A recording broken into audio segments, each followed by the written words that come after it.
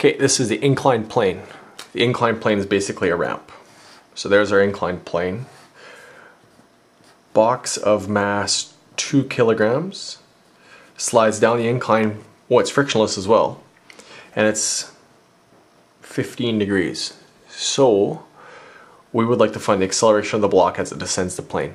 You know, this question is actually not that bad, because what we'll do is we'll go force due to gravity is pulling straight down, and I'm going to put it off to the side as opposed to the bottom of my vector, because what I'm going to do is I'm actually going to tilt the entire page like this now. Once I've got my force due to gravity pulling down, you tilt it like this and you turn the block and the level surface of the inclined plane as your x and y coordinate.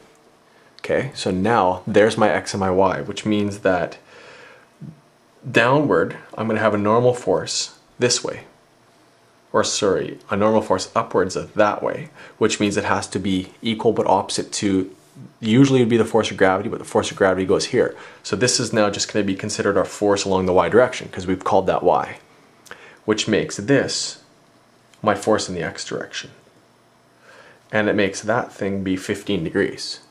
So force in the y direction is the adjacent side of the force due to gravity, so it's actually Fg cosine of theta, and I'll just call it that, which means Fx is going to be Fg opposite side sine of theta. This is the only time that we get a y being a cosine and an x being a sine, unless your angle is off of a y-axis, and well, look at that, right? There's your y-axis and there's your angle. Before we had our angle off of the x-axis if this was our x, but we've swapped it. So that's why cosine and sine changes. So, well, this is going to end up being force due to gravity, which is 2 times 10, so that's 20, cosine of 15 degrees, and this is going to be 20 sine of 15 degrees. And I'll just do that, leave that there now. I can go back to A. A says, what's the acceleration of the block? Well, which one of these forces is causing the block to do what it's doing, which is sliding down the plane like this? Well, Fx is doing that. So it's just F equals ma, except F is Fx, m is 2, and A is actually accelerating in the x direction. So that's going to end up being Fx, I don't need to write that again, 20 sine of 15 is equal to 2a.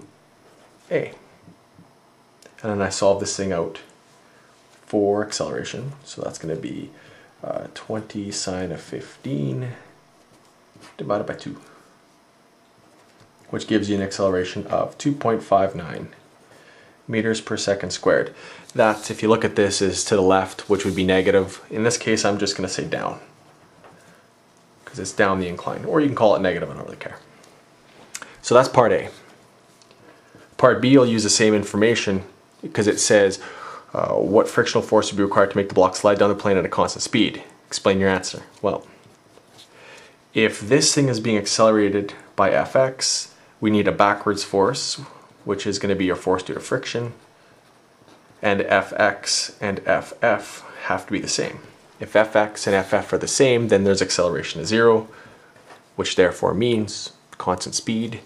So my force of friction that I need is actually the same value as Fx, which is 20 sine of 15.